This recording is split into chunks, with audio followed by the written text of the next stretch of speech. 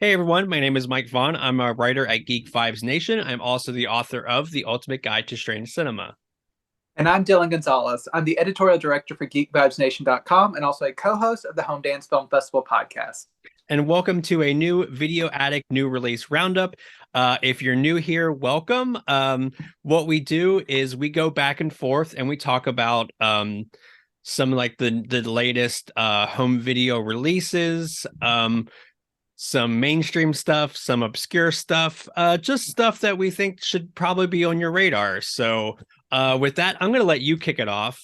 Um, Ooh, yes, we have some great titles this week. I'm really excited to talk about, and I'm going to jump into one of the biggest ones for me just to start off. It is from Shout Factory. It is the new Jackie Chan Collection Volume One, which a few about a month or two ago, I covered the Sonny Chiba collection from Shout Factory, which was also 7 films. But this one, like, I think Jackie Chan's a little bit more known here in the States, but both are legendary. But this is a lot of fun. This one actually has all 7 discs on their own disc, as opposed to hmm. the Sonny Chiba collection, which doubled up some movies because there are a lot more special features on this one.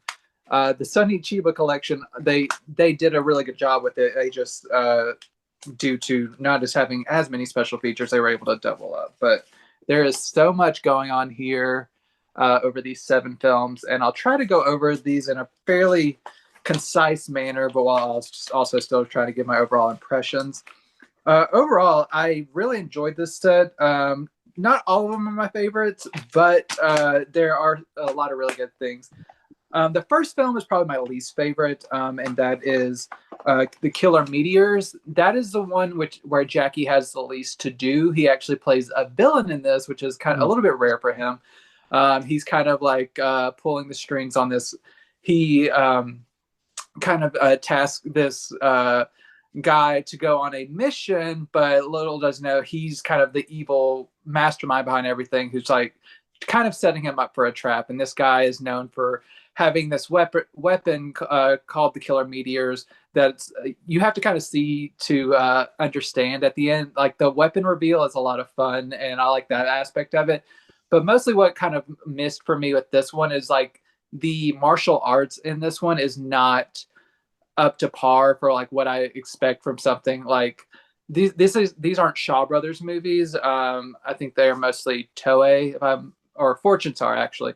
But they the kind of like some of the battles at the end were kind of like hitting, but like they were like far away from people, so it was like just kind of clunky like action and stuff. So that kind of made that one not as great for me, but it really picked up after the first movie, which I still did enjoy, with Shaolin Wooden Men. And I want to kind of pair this with the next film, To Kill with Intrigue, because both involve like killing families. The first one, Shaolin Wooden Men, involves like Jackie's father getting killed and him learning all of these kind of martial arts skills from like these different masters of different disciplines, and he kind of like brings that all together into like one like crazy fighting style, and just getting him like basically built from the ground up with all these different fighting styles that he can like face the people who have wronged him. Whereas like To Kill with Intrigue, which is interesting, it involves a woman like leading to the death of Jackie's family, but also like her trying to like start a romantic thing with him and start like trying to like taking like mercy on him, but trying to lead it into like a romance, but it's just kind of like not going to work because she killed his family. Both of these films are very entertaining in their own ways. I probably slightly prefer Shaolin Woodman just because the action is a lot better, and just like I love just like whenever someone's learning a lot of different martial arts styles and how they implement that to just kind of like fend off different attacks and everything. But To Kill with Intrigue was a lot of fun. It's a lot. I think that's one of the ones where Jackie was quoted later in years saying like, this plot makes no sense, and like I think he had a lot of issues with the director and everything, but it is like a certain amount of kind of like weird fun, but the plot is a little all over the place. The fourth movie is Snake and Crane Arts of Shaolin, and then there's also Dragon Fist, which is the fifth movie. So the Snake and Crane Arts of Shaolin. Sorry, I had to take notes on all these because after you binge watch 7 martial arts movies, you kind of like mix them all together in your head. The Snake and Crane Arts of Shaolin is basically Jackie's character protecting a book of like martial arts secrets that 8 Shaolin masters had like written stuff down in, and he's trying to protect the book from people who are trying to get it for their own gain. So it's just basically him trying to protect this book and like fend off people. It's a lot of fun. I enjoyed it quite a bit.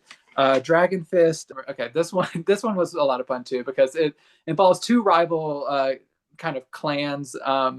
Jackie plays like the kind of like adopted son of one clan, who his adopted father gets killed like on like basically like a sneak attack one day, which like kicks off like a back and forth thing of these 2 warring clans trying to like take down one another, but all just kind of, it's just basically just like anyone who embarks on a path of revenge is destined for doom type of thing, because both people are just losing, like they think they are getting retribution for like a past wrong, but it all just leads to chaos between the 2 families.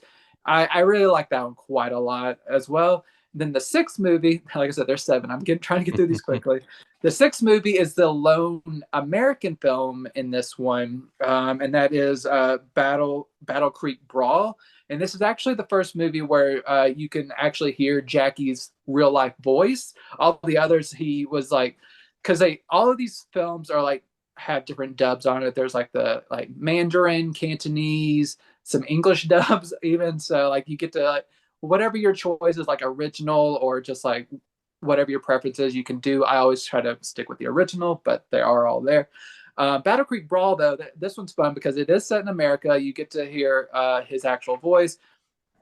And this is basically Jackie's character. He's kind of like a aspiring young like martial artist. He's like trying to make different things happen in his life, but he actually gets kind of coaxed into this basically tournament type thing, which is a lot of fun. It leads to like people like mob bosses trying to like rig the tournament by like kidnapping people who are close to him and all this stuff. It's a lot of fun. It's probably one of my favorites of the set, which I feel bad saying like the American film is my favorite, but it just flowed really well. It like had a really good mixture of action and humor, which I liked a lot. The final film is Dragon Lord, which is just kind of like more of a silly effort, but I did like it. Jackie plays kind of like a good for nothing who's always getting into like trouble and everything with his pal, and they're always just really fucking around, honestly.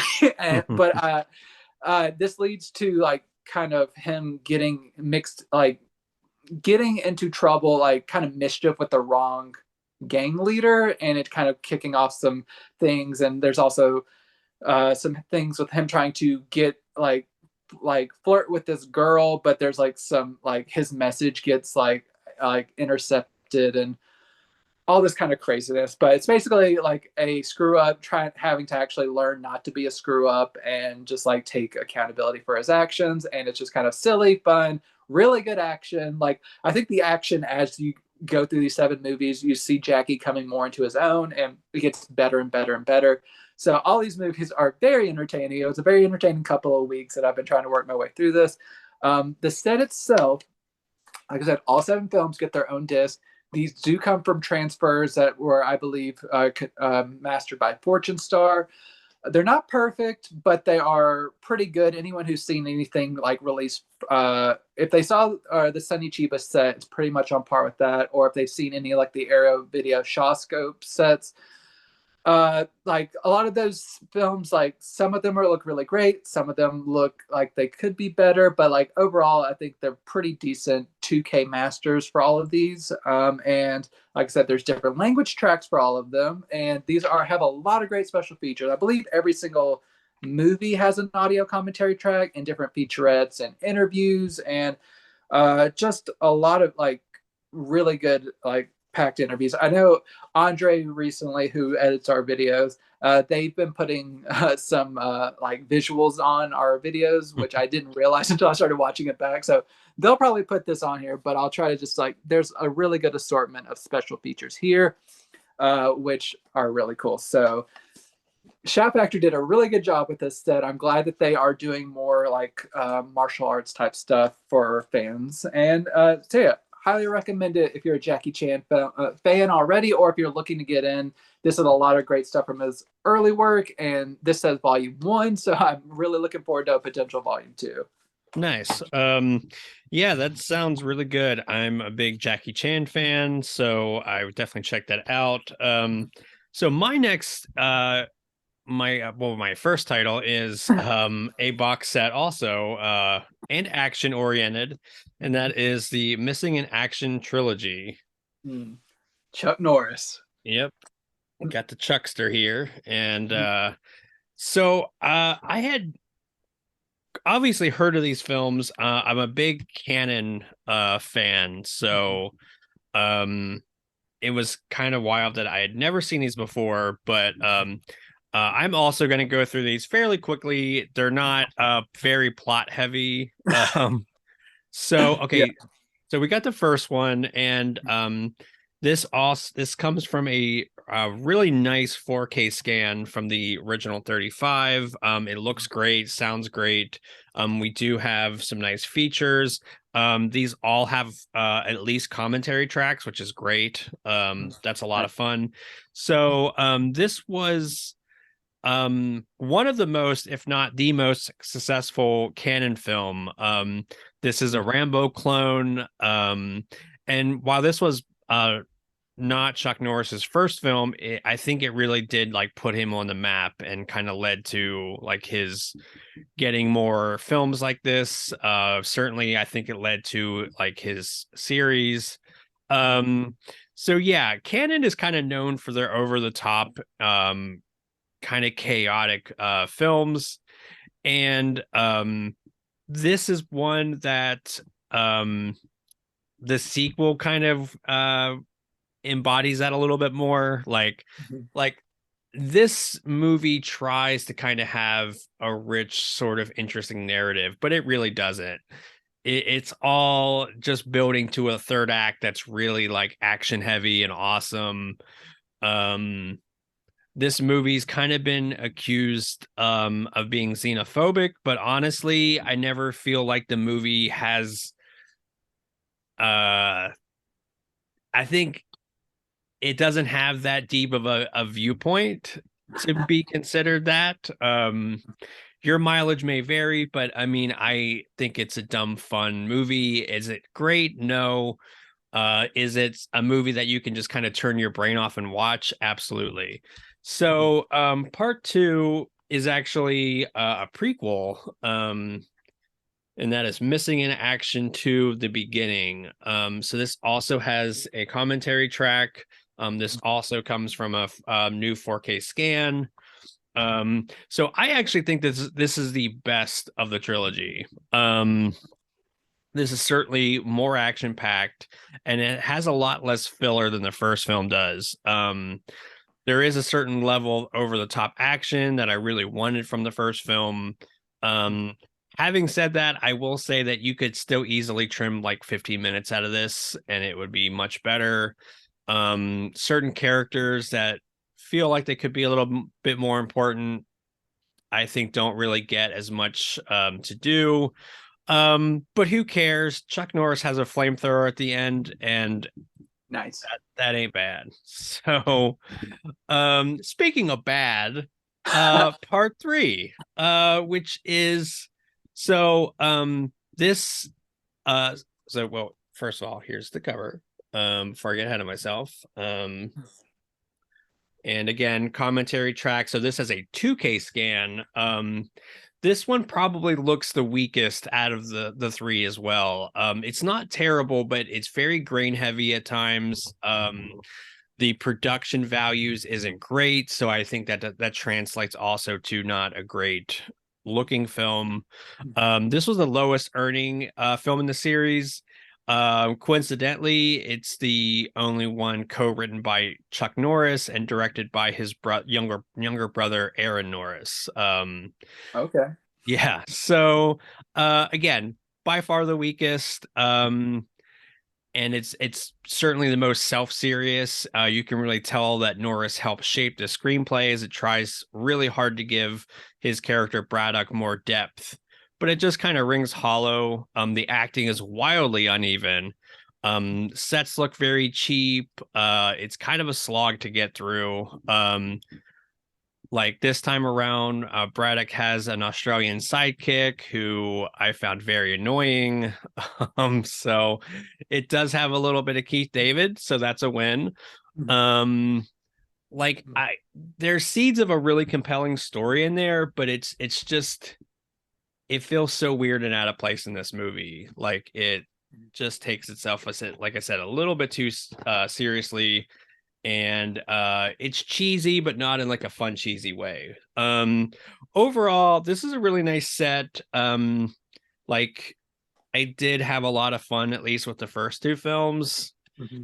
and I definitely recommend it. I like how they're not bare bones. All of these have a commentary track, some of them have interviews, trailers, so this wasn't just slapped out. It does have some nice features. The commentary tracks are, for the most part, a lot of fun. So yeah, if you're an action fan, definitely check this out. So what I'm hearing is you should not let your brother direct you in a movie, or unless Yeah. you're like a Cohen brother, and then it's fine. Or Oh, it you can really tell. I mean, it feels very much like the first two feel like dumb fun action movies. The third one feels like a self-serious vanity project. Hmm. Well, that's what you get for co-writing your script or whatever. Yep. Also, your mention of Keith David, I'll just say he makes an appearance in one of my movies that I'll talk about later. So Nice. that's a fun connection. My next title, one of probably the biggest releases of the month. And it's not just because January is a slow month. This would be a banger title in any month. But this is Scream Factory's new 4K release of Dawn of the Dead.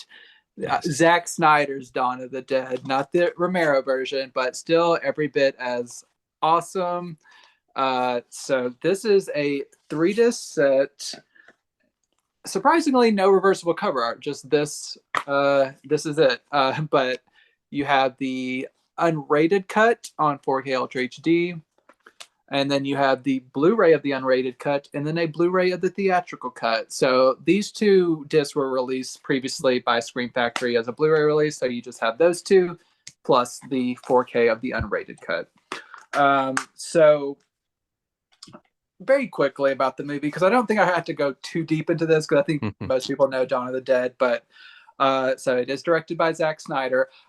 Okay, I have not seen this movie pretty much since shortly after it came out. So it's been over 15 years since I've seen this movie. So I was like primed to rewatch it. And I had forgotten that James Gunn wrote the script for this, which is wild to me, but it makes complete sense once I watch it.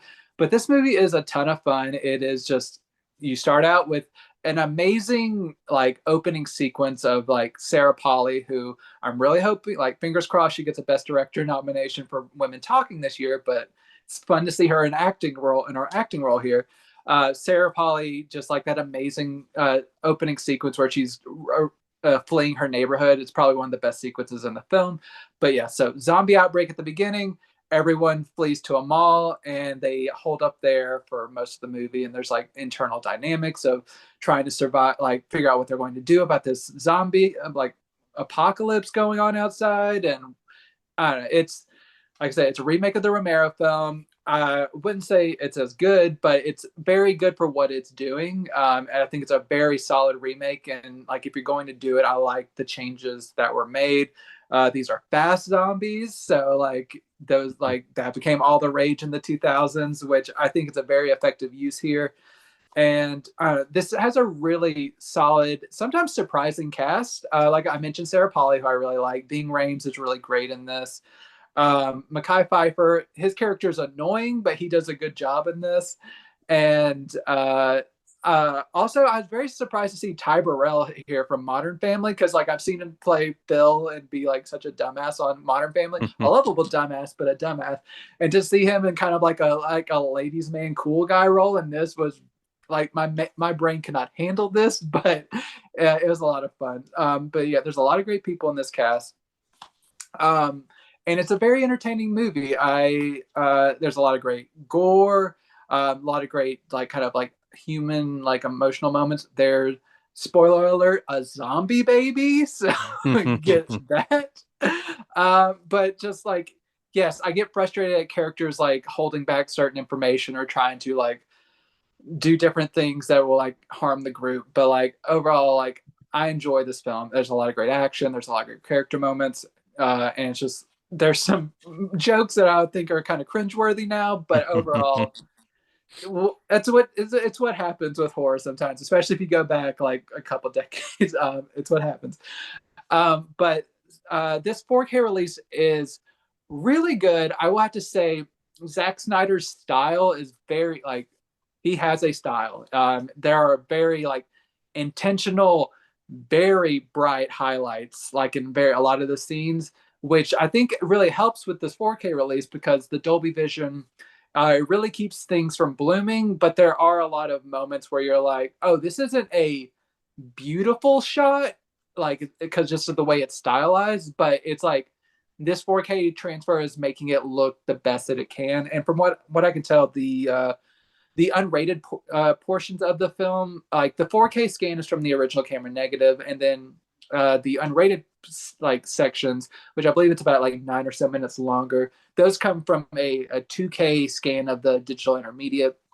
So there's a slight shift in quality down whenever there are unrated portions of this added, but it's not like stark. It's just kind of like maybe you can kind of notice stuff if you're like looking. But overall, it's a pretty seamless experience, and it looks really nice. A lot like there are a lot of shots that look really amazing. I'm just saying that there's some shots of like kind of the intense highlights that aren't going to look incredible, but they look as good as they can because that's how it looked whenever it was shot.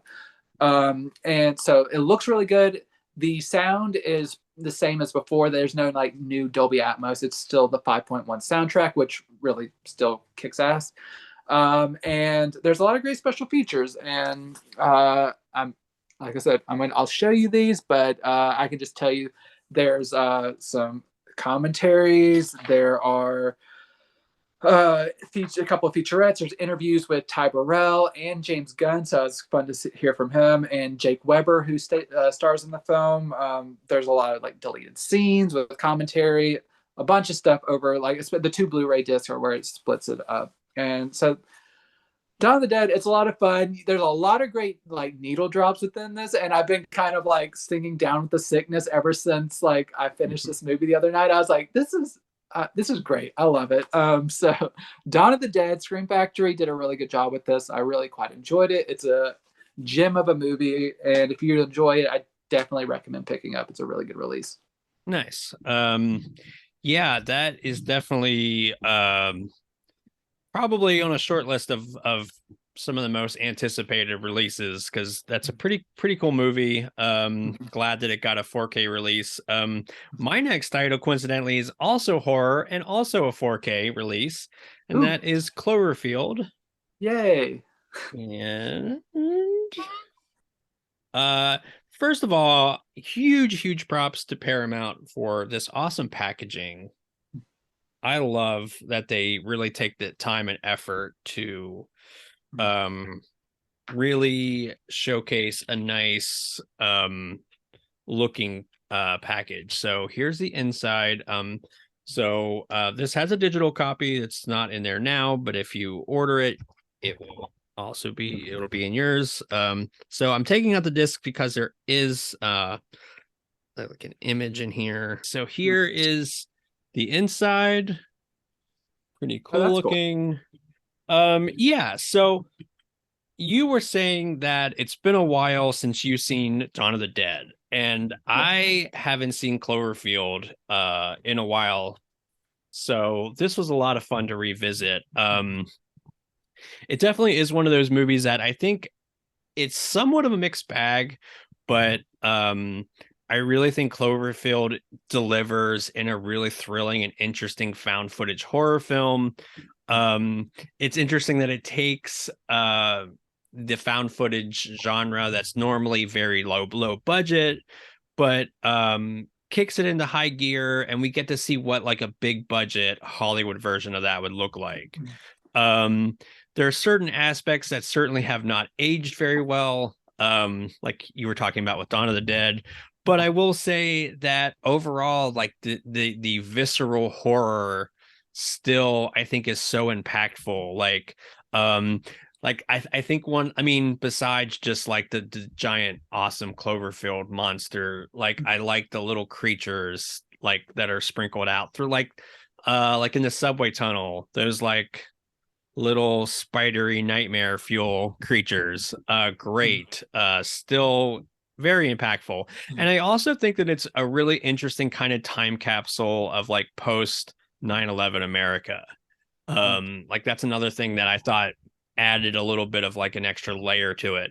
As far as like how it looks, overall really nice. There was a few instances where I thought it was a little grain heavy, but I don't think that, I mean, it never was very distracting, and overall it actually looks very impressive looking, especially for like how it was filmed.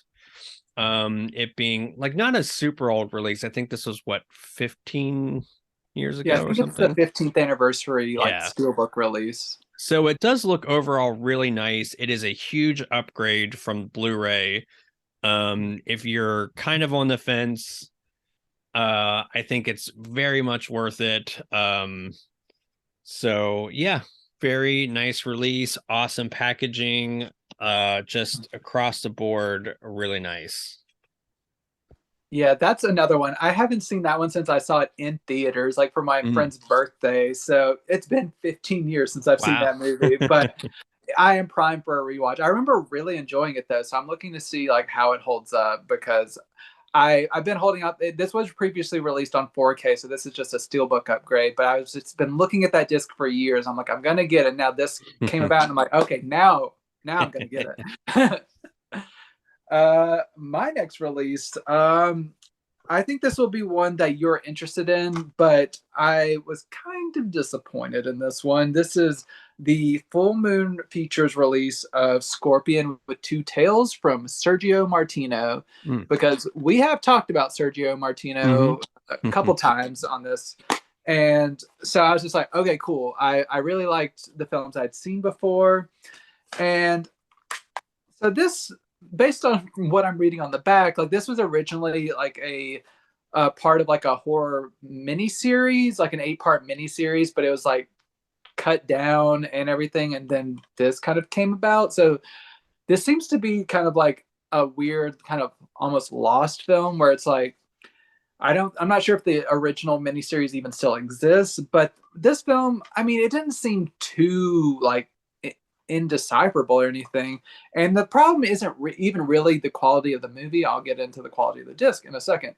But the quality of the movie, it's fine. It's like about a woman whose husband was like an archaeologist who is killed, and she's kind of piecing together all of these kind of like bits of information about like what he was working on and trying to kind of follow it through. And then there's all these people who are trying to like help her along, but are they trustworthy? That type of stuff. And then there's even like some mystical elements which are interesting near the end, which I wouldn't have expected from Martino, but I have a kind of a more limited viewpoint. I've just we've talked about like some of the Arrow Video releases from his stuff before, but overall, the movie is okay. It's probably my least favorite Martino I've seen so far, but it was like entertaining enough.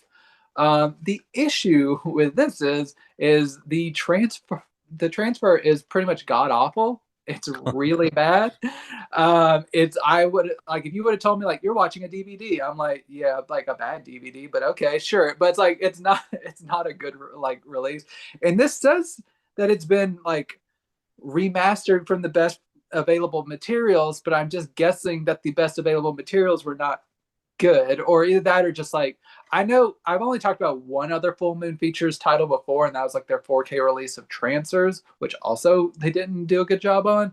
So I've always heard like that they're not really great with their encodes, so that might be a big issue with this. But I think they took a movie that didn't have like a really good source to begin with, and then they just like very poorly encoded it. So I'm not sure how scarce this movie is in general. Like this, if this is the type of movie, like if you're a Sergio Martino fan and you're like, oh, I never thought I'd be able to see this movie because it's only existed on bootlegs, then this is better than a bootleg. I'll say that. But if there are already good, like maybe DVD releases or anything out there, like those might be as good as this. Honestly, I don't know, but just like temper your expectations because this, like, I was shocked by how bad this looked. But I don't normally go this hard, and I'm not trying to like bully like the label or anything. This just is not a really good transfer at all. The sound is better. Like they still, I'm pretty sure they gave DTS sound. I'm maybe misremembering that. Apologies. I'll clarify in my review if just pay attention to geekvibesnation.com in the coming weeks. I'll review this and I'll let you know for sure.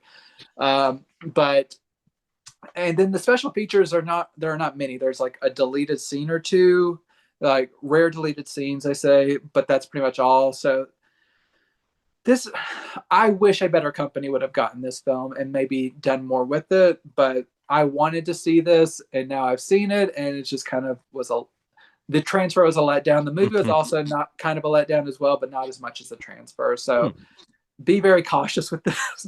Yeah, that's interesting. That is a Martina film that I have not seen. I've heard of, certainly, but yeah, that is such a bummer.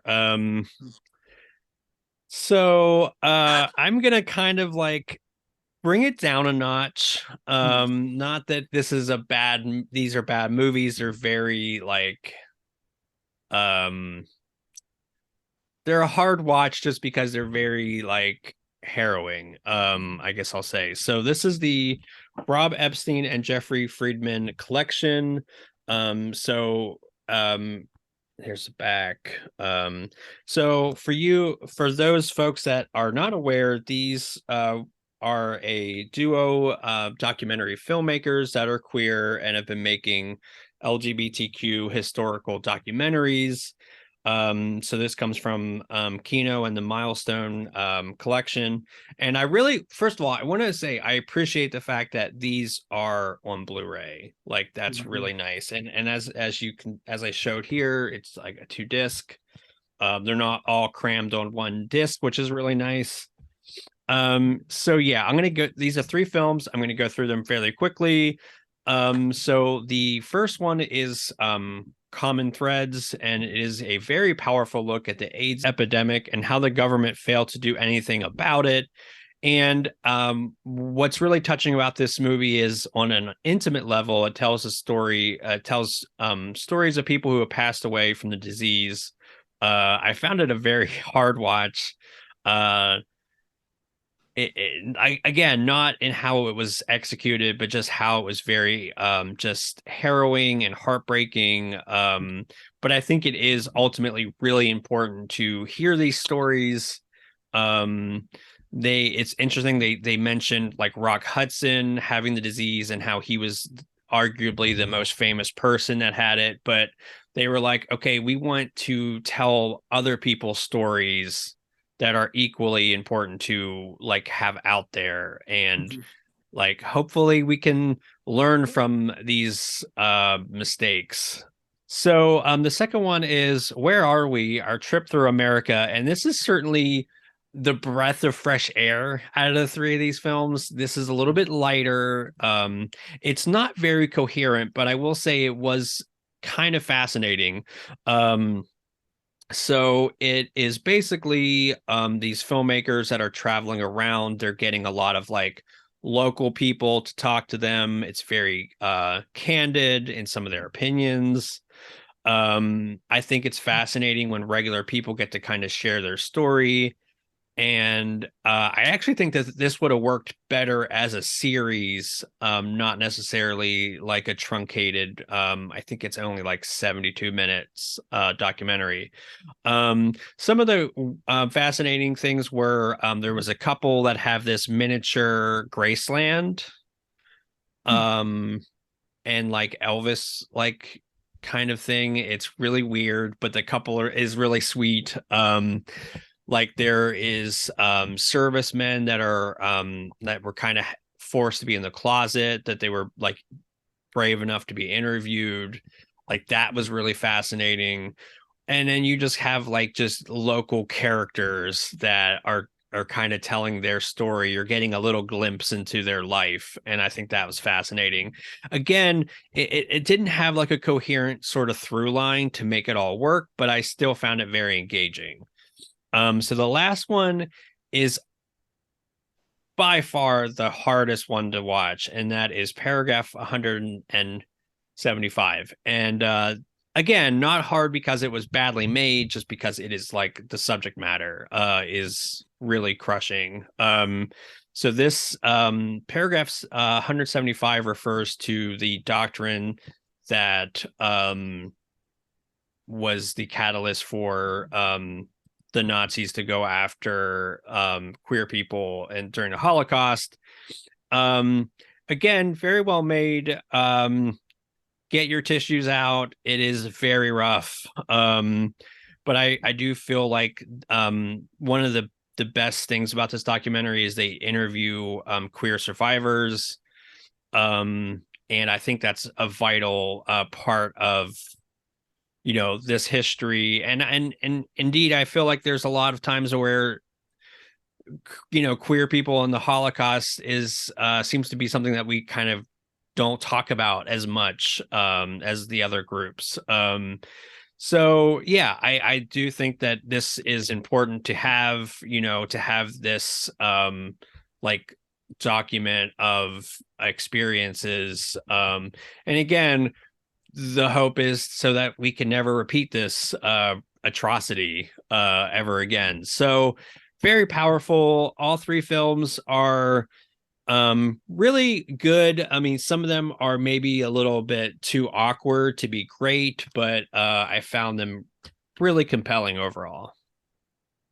Nice. Yeah, that seems like you said, a very tough watch, but a very rewarding like look into different subjects from it seemed like some really great filmmakers. So that seems like a really under the radar release, but one that people should keep their eye on if they're a fan of documentaries, Yeah, which I know absolutely. we both are. Yeah. So my next title, this will kind of seem familiar because just a couple weeks ago I talked about the first season, and now Mm. I just plowed through the second season. This is Maigret, Maigret. season 2 from Kino Classics and Network. So this is a classic BBC detective series. So this is adapted from a famous literary character. Here, you get the like episode guide here.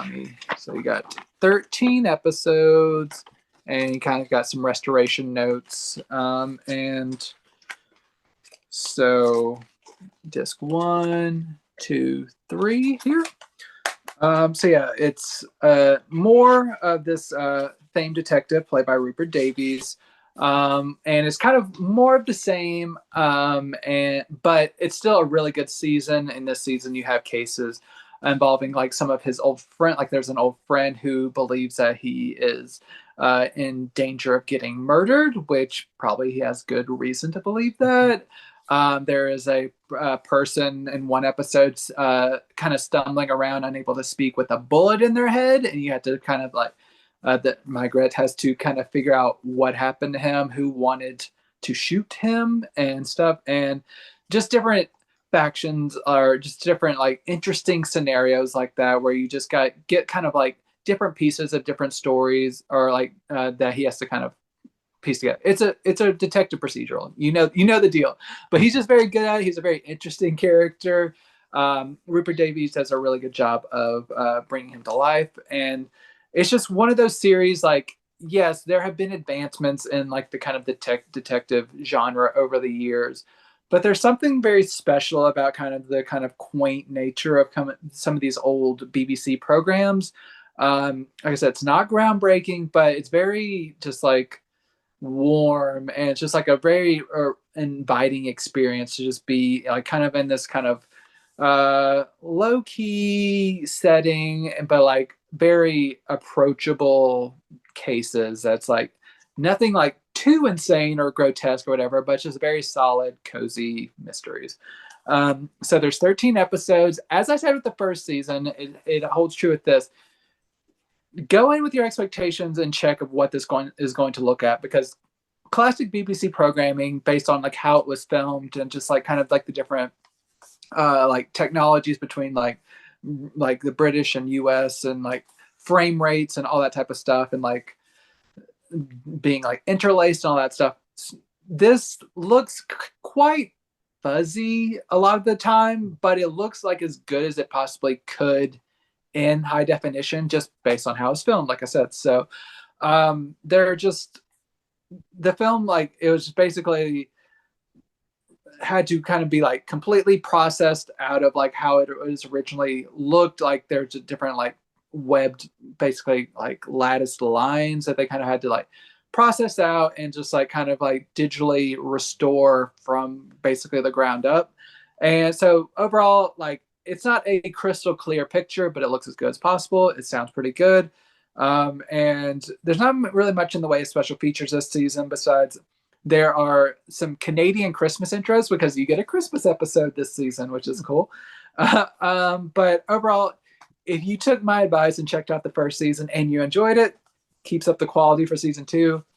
If you haven't yet checked out the series, maybe see if you can find it somewhere to stream or just start with the first season. But either way, I'm glad they keep releasing these. I think there's at least one more season coming out soon.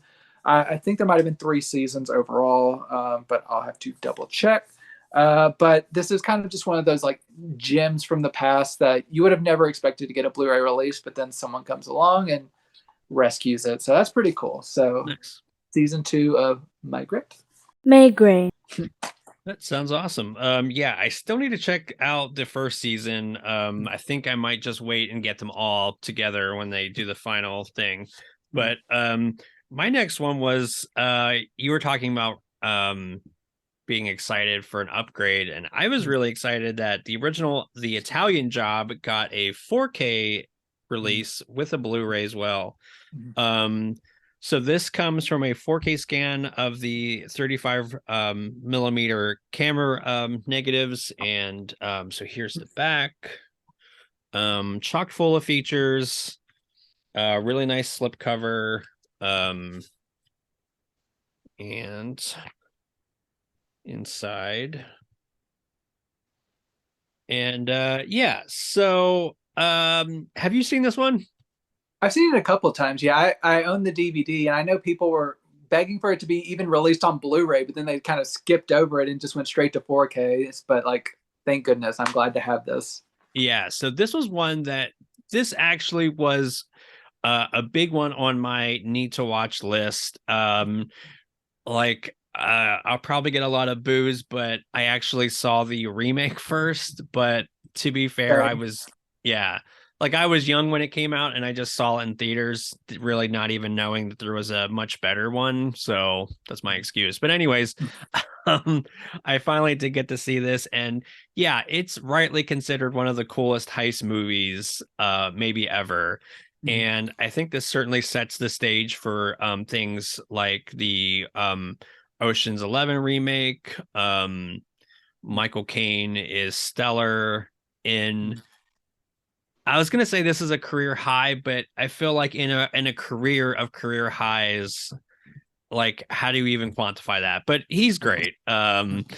So I think what's fascinating is this movie's equal parts exciting heist, but I love and what really struck me is just that savage, sardonic, even satire of English culture and some jabs at the Americans as well. I like that. There's some really funny, even surreal scenes, like the bathroom scene. I'm sure you remember, like that one was particularly funny and it's just kind of weird. Um, but yeah, it's funny because this movie only clocks in at like 99 minutes, but I think it tells this epic story, these wild set pieces, and I won't spoil the ending, but would it be fair to say it's a cliffhanger?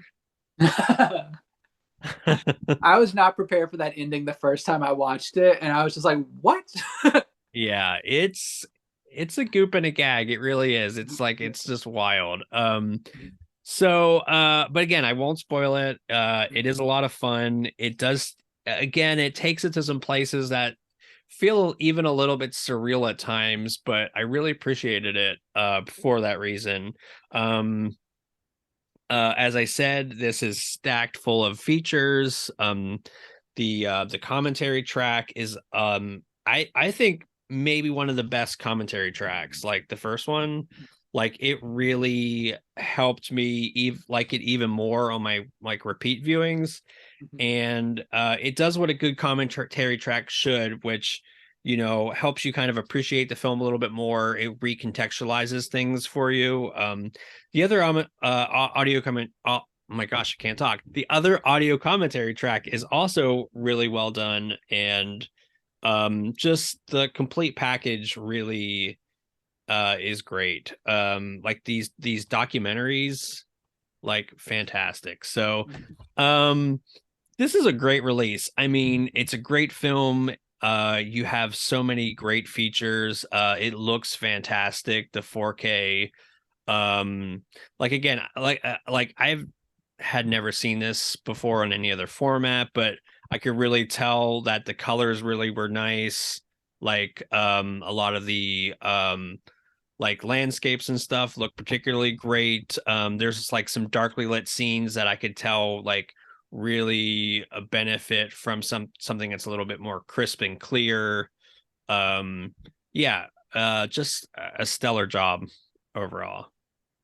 I am so excited to get caught up on this release. This was one where they announced that this was going to be Blu-ray only at first, but then the fan outcry was just so much like, "Where's Mm. our 4K? Where's our 4K? This deserves to be on 4K." That I don't. They say it like wasn't the fan outcry, but I'm pretty sure they like got bullied into putting this out on 4K because so many people are excited for this, and I'm very glad that it happened. I'm very excited to check this out. Yeah, I feel like it's already kind of on my short list of like my favorite releases of the year. Yeah, January is treating us really well this year. I'm very excited about a lot of stuff we're talking about. Um, so speaking of, this one was unexpected. I just saw this like kind of cross my path, and I'm like, ooh, that I need to check this out. And that is from Animigo, and this is Metal Skin Panic Maddox 01, which is an anime.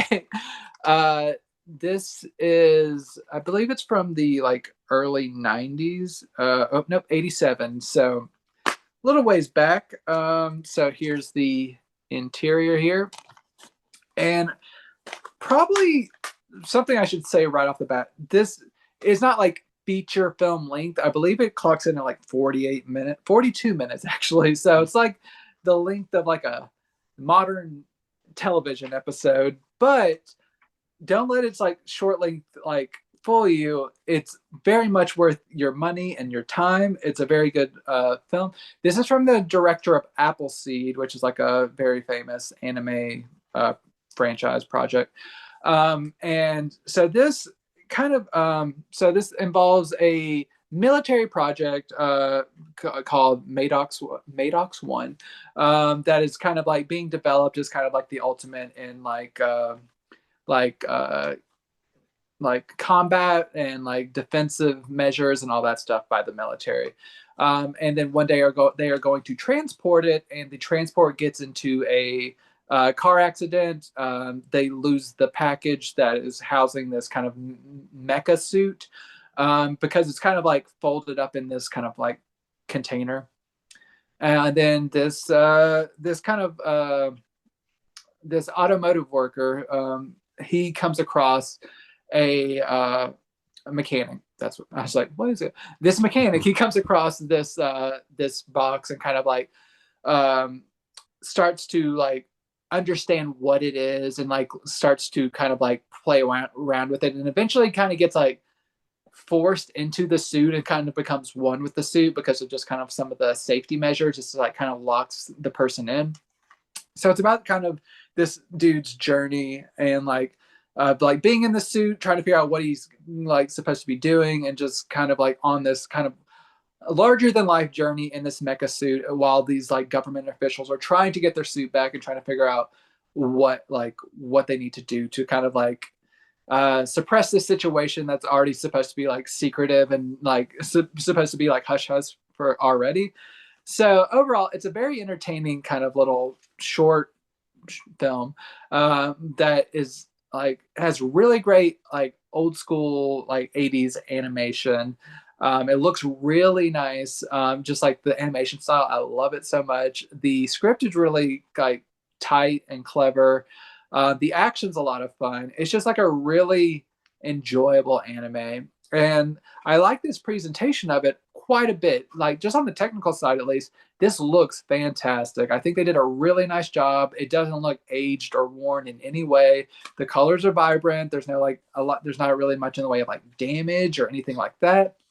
One of the things I really haven't seen this a lot on other releases like this, the subtitles are like stylized in a way that I really enjoy. There's an option to view them like and like different like multicolored subtitles. So there's like some that are like kind of like light pink or green or whatever, but they're like a shade that like is very pleasing and not very harsh to the eyes. You can do like normal like player generated like white subtitles, but the way they are kind of like placed within the frame kind of keeps with the kind of like artistic merit of the project, which I really like. It doesn't like it kind of like tricks your brain into believing it's supposed to be a part of the frame. Like, but it's kind of hard to explain. But I really appreciated their like the way they did their subtitles, and they give you a couple different options of like different like if you want like the SDH, which kind of uh like also subtitles like the action, like door creaks and stuff like that, or you can just do normal English subtitles, or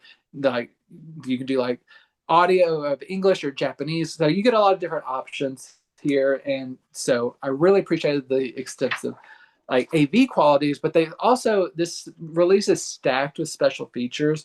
There are three audio commentary tracks, two in Japanese, one in English.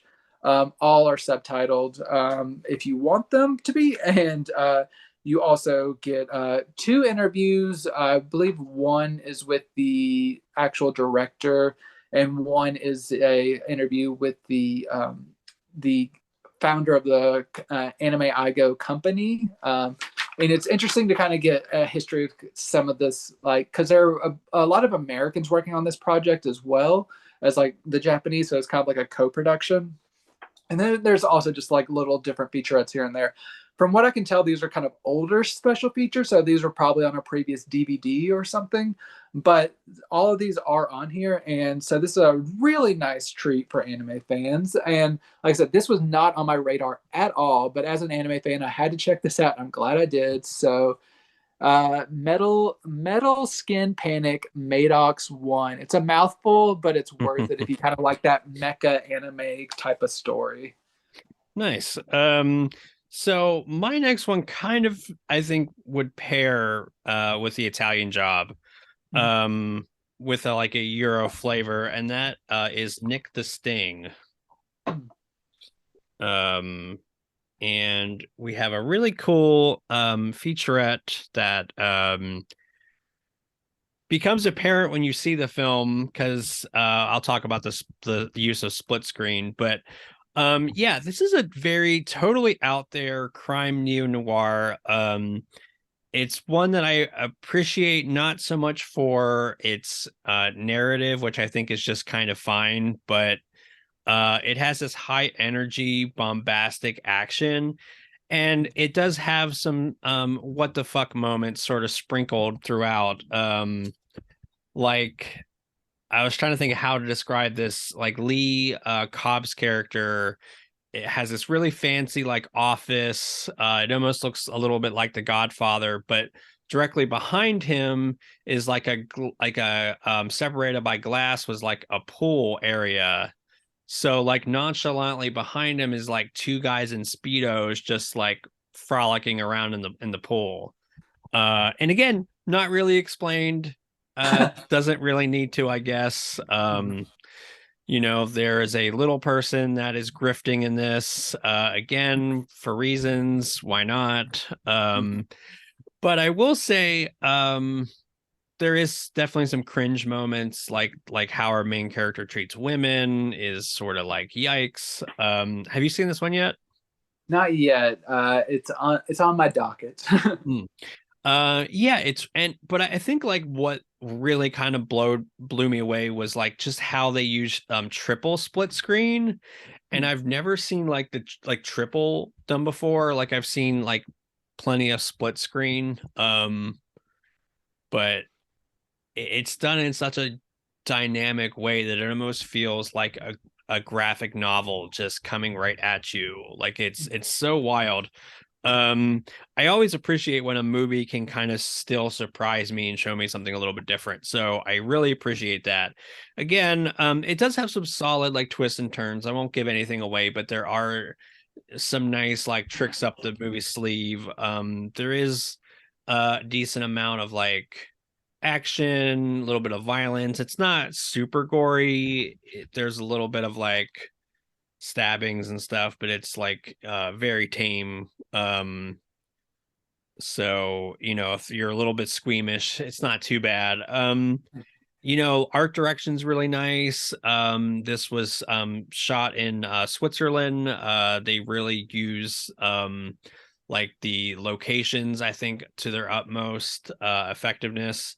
And yeah, overall I liked it. It wasn't great, but I had a lot of fun. And again, um just like that triple split screen kind of just blew my mind. So I think it's worth it just for that. I'm stoked to see this triple split screen. Yeah, But that it's one was already like firmly on my radar, but I want to see like what that looks like and just like kind of experience this kind of like cool Swiss, Italian, French culture, like this vaguely European culture. That seems fun. yeah, definitely worth checking out. Like I said, I was just it was like I'm glad that like I didn't really like, I mean, I guess you won't be surprised by that, but like you won't know when it happens, so you'll still be. Yeah. Also, I'm here for the random boys just like frolicking in the Yeah. background. Like, why not? My next title, my last two are from the MVD Rewind collection. So I was having a lot of fun this week, and this is their release of Men at Work with Charlie Sheen and Emilio Estevez, brothers playing friends. That's pretty cool. I'd never seen this. I believe this may have been released previously as part of like a 2-pack from someone, but I'm going to be honest, I forgot to research it and figure it out. But I don't think this is a Blu-ray debut, but it could be. So here is the reversible cover art. So that's cool. Very yellow. And then you also, as with you do with these rewind selections, you get a foldable poster, which I will show you now that I've got the artwork back in. So it's just the covers I just showed you. Well, nope, it's a single-sided, so other side is white, but just the front cover. Nice. A lot of times these are double-sided, but that's fine. So I think I may have already showed this, but if not, here's the Men at Work disc art. So yes, Men at Work.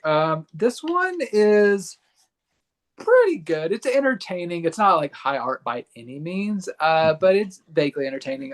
So Sheen and Estevez, they play garbage men. Estevez plays more of a kind of like a ladies' man type who is always kind of just like finding himself in like a situation with a different girl, waking up to a different girl. Charlie Sheen, he like at the beginning of the film, like a lot of times they seem to like start their day very early in the morning and then like worked out the day as garbage man. But he kind of like starts his morning off by kind of like spying on his neighbors and just like he has like some binocular like it's not supposed to be like completely creepy, but it's a little creepy. But he's just kind of like checking everyone out, seeing what's going on, and then he sees like a woman across the street that he kind of like finds to be attractive and everything. And he's like, "Where are you off to today? Like, you're getting your morning going." So he kind of like narrates stuff in his like out loud, or just like wondering who she is and stuff. And then one day, um, there this particular woman happens to be part of like this political campaign where one of the like staff members is involved in some shady stuff. They have like a audio recording of like people admitting to some criminal activity.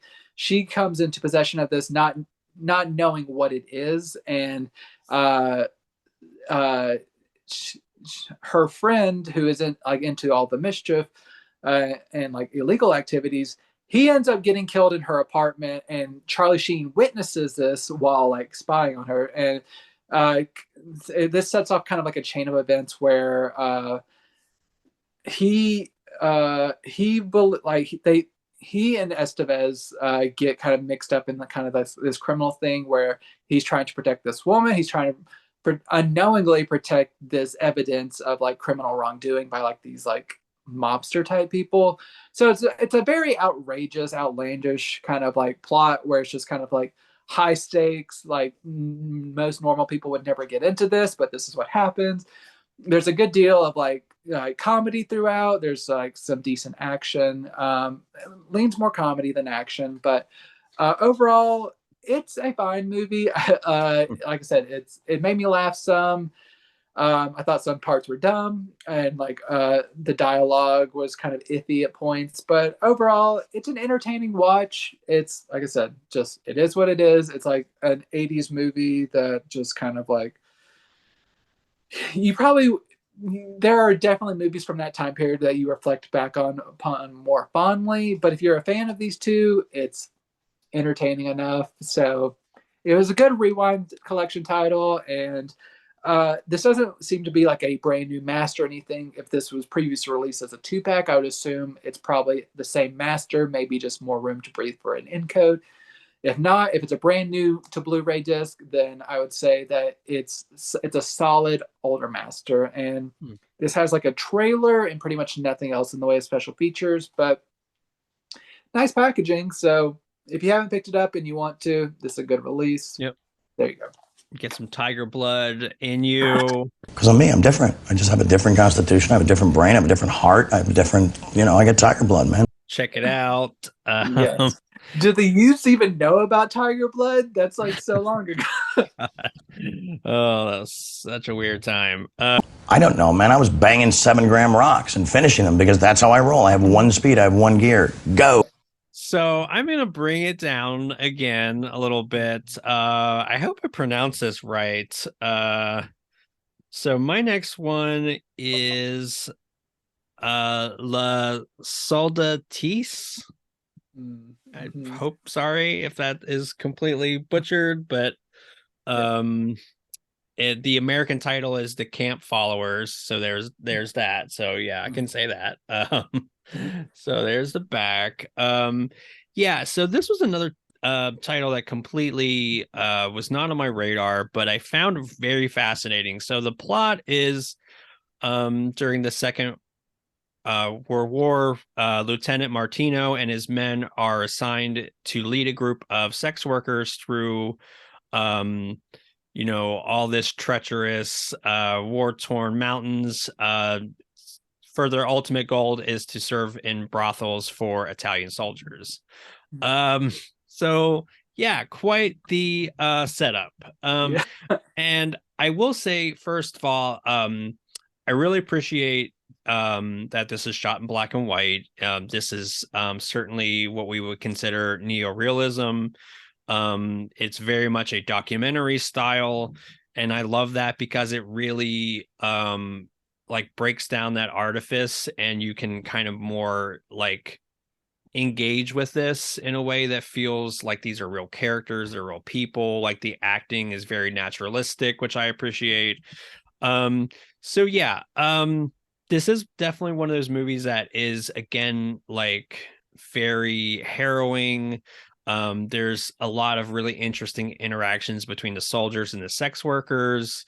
Some of it is very hard to watch, like pretty early on the one soldier like physically assaults one of the women, and yeah, it's very hard to watch, but I will say that they really do kind of milk this drama and these different classes of people uh for their utmost. And I also thought it was just really engaging with the historical aspects that underpin the film. So overall, it's really interesting. I will say, if I have to nitpick, I will say that it's just shy of 2 hours, and I don't necessarily think it needs to be that long. I think like the pacing is a little trying at times, and this probably could have had like a 15-20 minute trim and it would be just fine. But yeah, overall I really liked it. I love that this has an introduction to the film, and again, like stuff like that helps me kind of appreciate the film a little bit more when it's put into like its specific context. So yeah, very interesting film.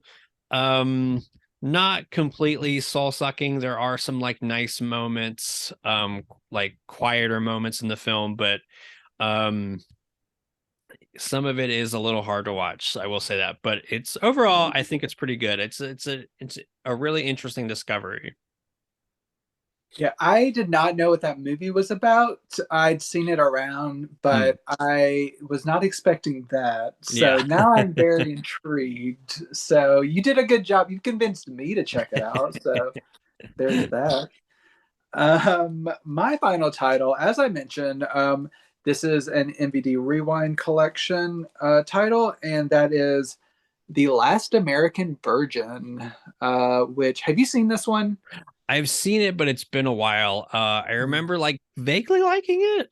Mm-hmm. This one I had heard about it, but I gotta admit I kind of get this confused with Tom Hanks's Bachelor Party. So Yeah. I was just like, okay, which one is this? And like I remembered like a little bit into this, I was like, is this the movie where people talk about like what a wild ending this one has? And then I was just like, okay, yeah, it is. But I gotta say, I still was not prepared for this movie. But I'll get into this in just a second, because I won't spoil it for people either. So I'll try to be respectful to people. But so that's not exactly reversible cover art, but that's artwork that I wanted to show off. And once again, a single-sided poster here. And I also have to admit, this goes to my compulsion with like buying stuff and just sometimes forgetting things. I actually owned this previously. I owned the previous Olive Blu-ray. I think I bought it like whenever Olive was having a sale, like last year maybe. And like I was just like, okay, cool. And then I like was looking at my collection. I was like, oh, I already had this and I had not watched it.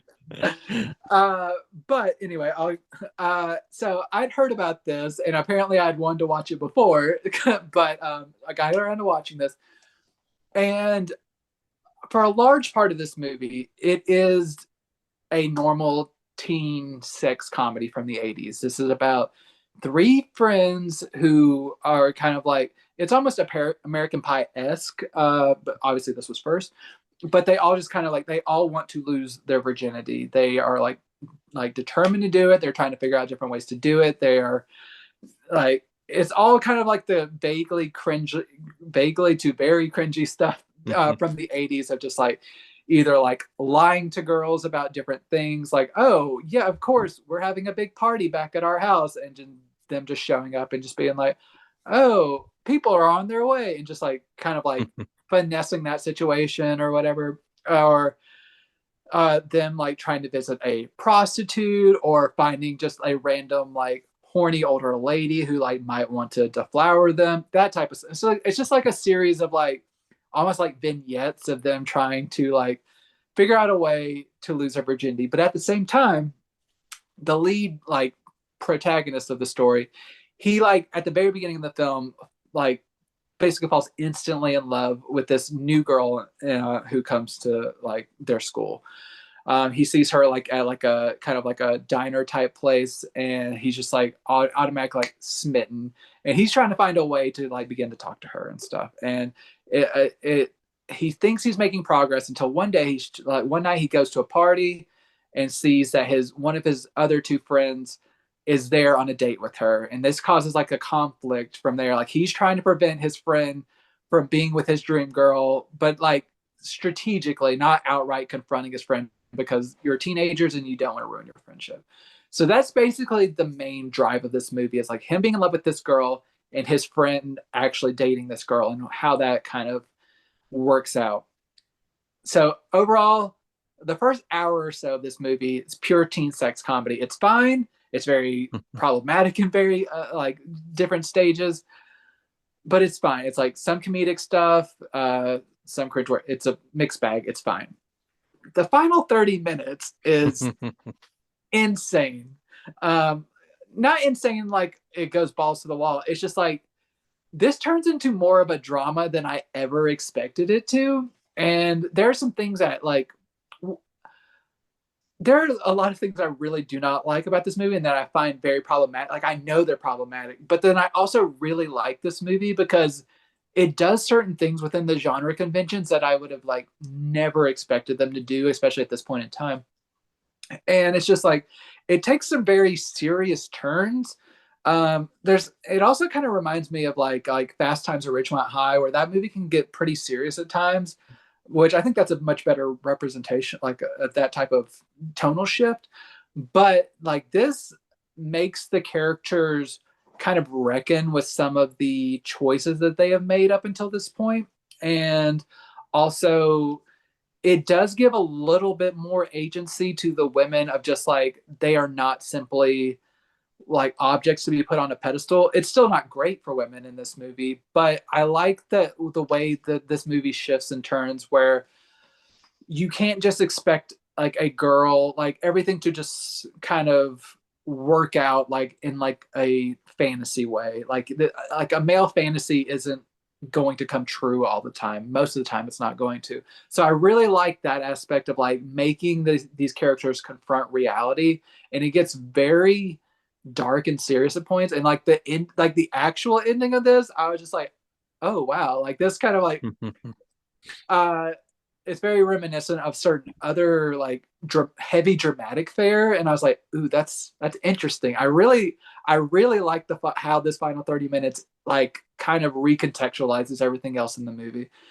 But you'll have to watch it to figure out if you want to watch this like again or for the first time. It's a very like it's still not a fantastic movie, but I get very excited to just about what this movie chooses to do, that it makes me just appreciate it more than the normal teen sex comedy.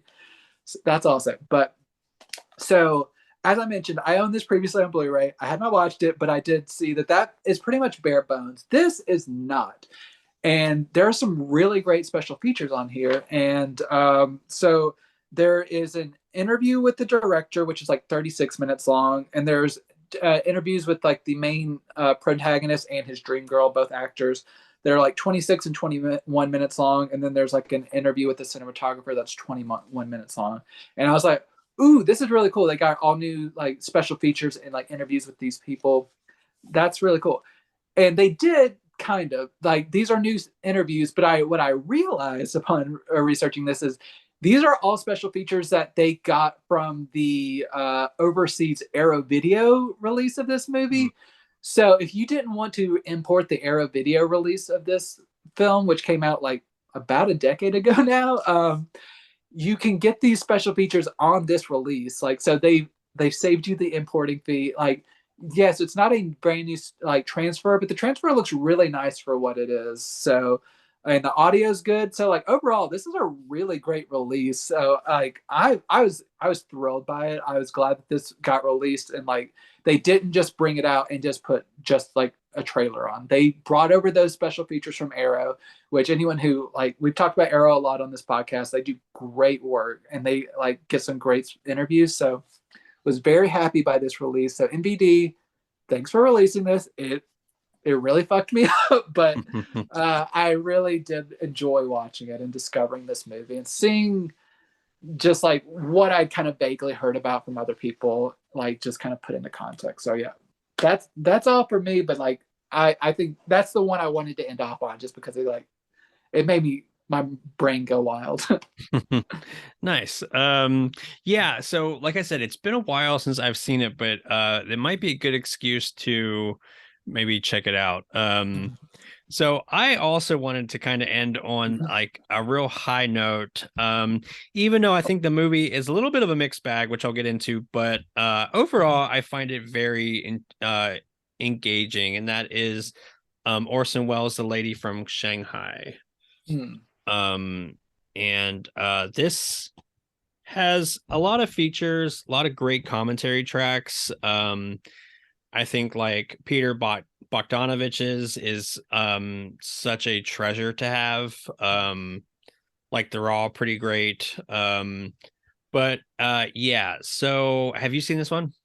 I have not yet, but I'm very interested to check it out. Yeah, it's great. It's certainly like, so I'm going to say something a little controversial. I'm more of a Hitchcock person than I am Orson Welles. Like I certainly can appreciate Orson Welles as a filmmaker, um and as just like from a technical standpoint as well, but like Hitchcock was always, I think, the better filmmaker. But anyways, having said that, I really like this movie. Again, I think the plot is maybe too disjointed. Yet it is one of those that really like grips and intrigues you. It starts out in like maybe one of the weirdest yacht trips ever. And then it kind of dominoes into a slightly convoluted noir mystery, like murder mystery. I think one of the standout things is Rita Hayworth. She is amazing. That's no big revelation. She's great. Orson Welles is fantastic. I believe they were either in a relationship during the filming of this, or maybe just breaking up from one. Like it was like a very like contentious kind of dynamic, but they play off each other incredibly well. The other thing that's kind of a standout is, of course, the Hall of Mirrors scene, which has been picked apart by film scholars for decades, about its symbolism and like how it kind of almost was a metaphor for what Hayworth and Orson Welles was going through at the time. So yeah, this movie again is uneven, but I think it's has a lot of skill and engaging moments. There's a lot of great twists and turns. I won't spoil the ending, but it is really something. So yeah, I really liked it. I think it does drag a little bit at times. I think the pacing could overall be better, but it's great. I love that this has like 3 commentary tracks. And then you have some, I guess it's kind of a 4th commentary track that has like some comments from Eddie Muller, which is cool. And then it's rounded out with a trailer. The restoration looks really nice. It doesn't say that this comes from a new 2 or 4K, but I think that like overall it has a nice crisp clean look. The black and white has a nice contrast to it. Not a lot of grain or artifacts. It's not pristine by any measure, but it is really nice. I think it is like a really good upgrade. So yeah, Lady from Shanghai, great movie. Really fascinating, very quirky at times, which I appreciate.